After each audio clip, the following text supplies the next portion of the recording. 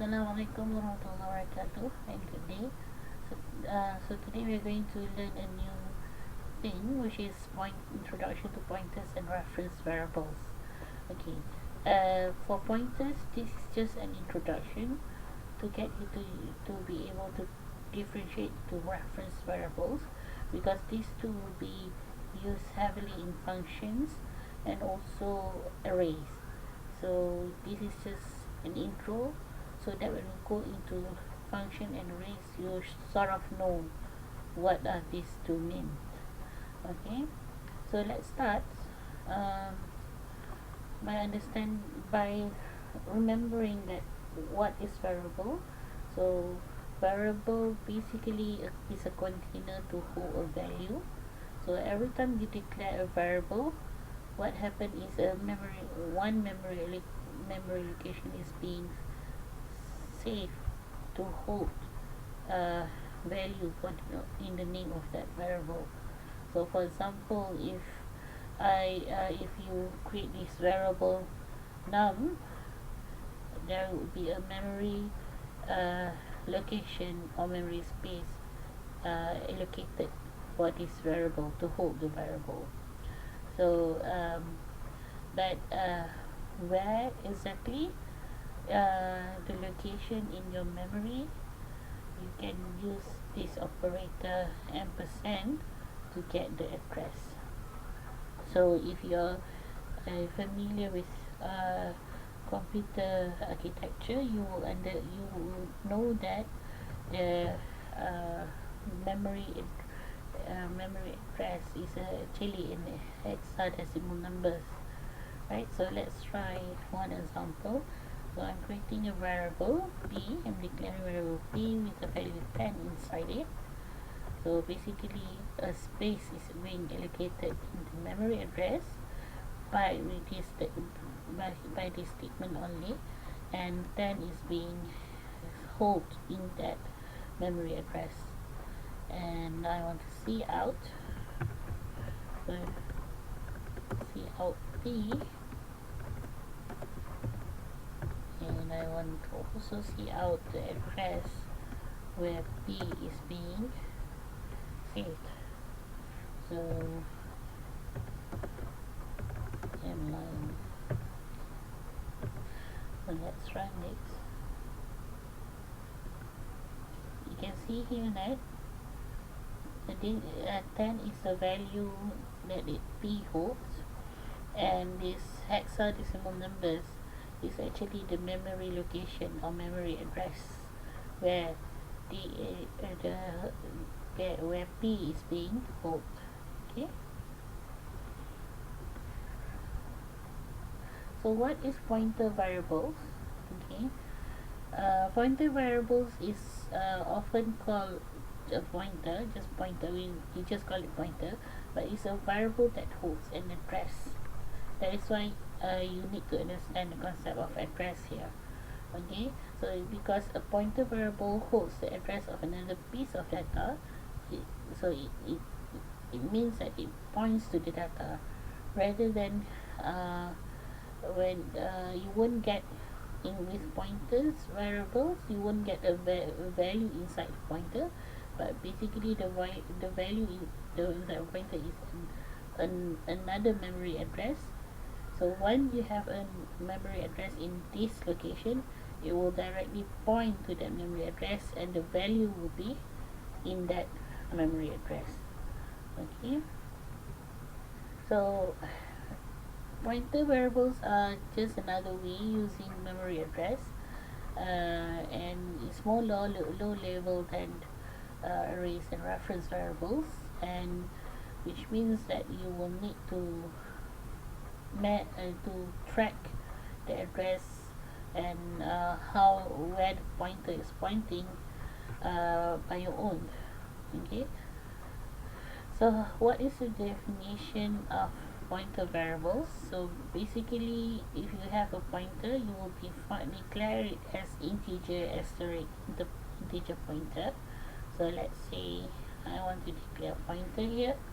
So I'll use integer asterisk means a pointer. p I will say PPTR, PPTR, PPTR, P pointer, because I'm going to point this pointer to P. Okay, so if you declare integer asterisk PPTR, automatically the compiler would know that this is pointer, which means that the memory address of this pointer will be holding another memory address that will be accessed directly. So the access will be two times. First, uh, the pointer variable, okay, and then from the pointer variable into the pointer variable location. From the pointer variable location, it, it reads the memory address inside and access to another memory address. Okay, so in terms of declaration, spacing in definition, okay, does not matter. So you, as long as the asterisk is between integer, the data type, and the pointer variable name, then it still works. Okay, right. So this is a syntax. So pointer variables can depends on the data type of the pointer variables depends on the data type of the variable that it's pointing to. So in this case, I'm going to point to an integer variable. So my pointer would be an integer pointer. So if I'm pointing into a character variable, so my pointer should be a character pointer, right? So this is how pointer variable looks like. So in this example in your slide, integer in empty pointer, okay, this is the declaration and this is the assignment. So when you declare, you only have this uh, this part here, integer pointer, without the address yet. And then of course you need to declare num. We have in this example, assume that you have declared num. So now you assign integer pointer equal to the address of num. Then you will have something like this: integer pointer with OX4A00. This is the address of num. So every time you are using pointer, it's like you are using num. Okay, so let's try with this. So you have your variable p here, you have your p pointer here. Now you just need to make the assignment, so to show that where to point to. So now I'm going to point ptr equal to address of p. Okay, so now I'm going to print out. I've print out p and p address of p. So what we're going to do is just copy and paste this. Let's amend it. So now I'm going to print PPTR and address of PPTR. So what will happen here? Okay.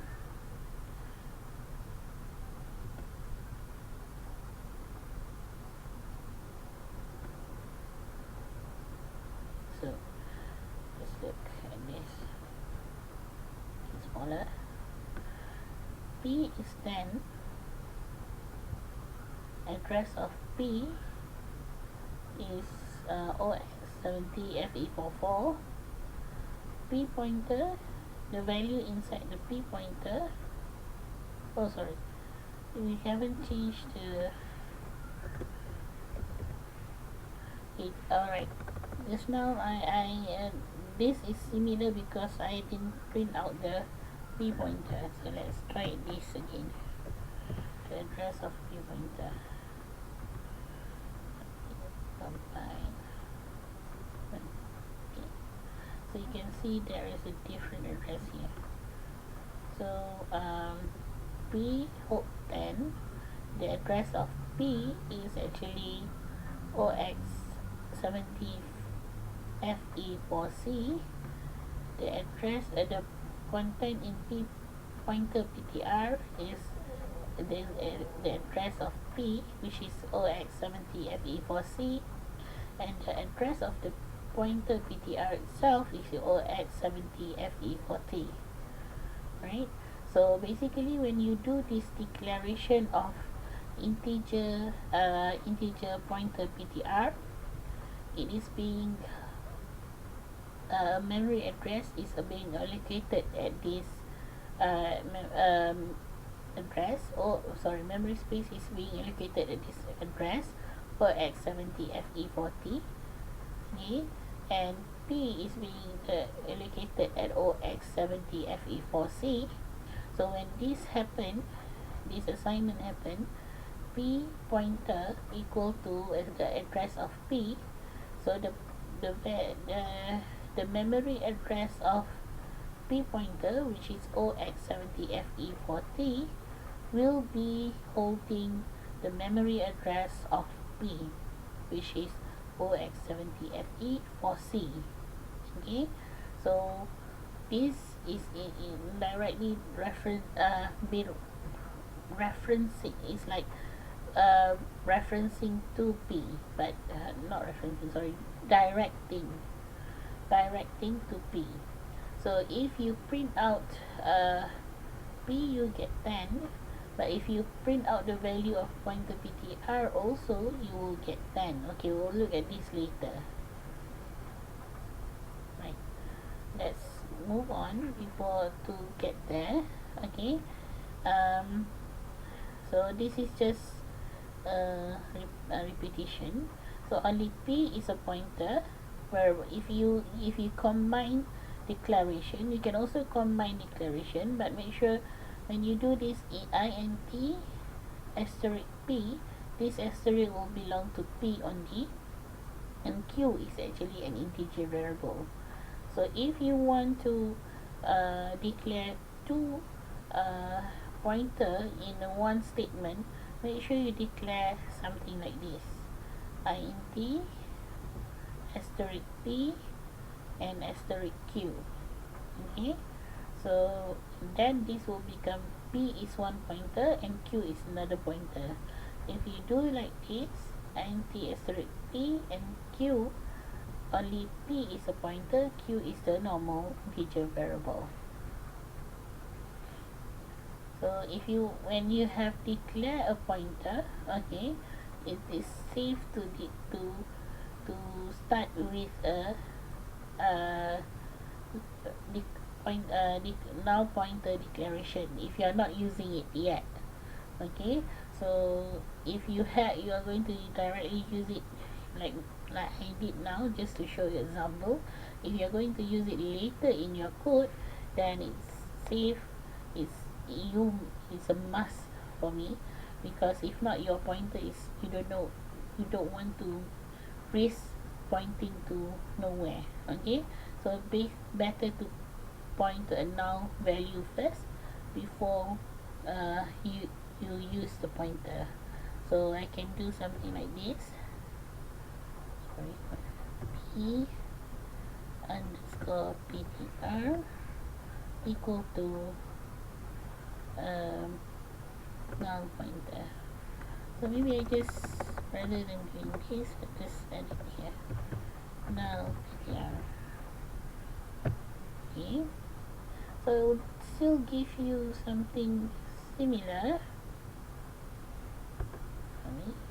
Alright, for this, why we were getting error just now is just because the compiler did not have a command to include a GNU command.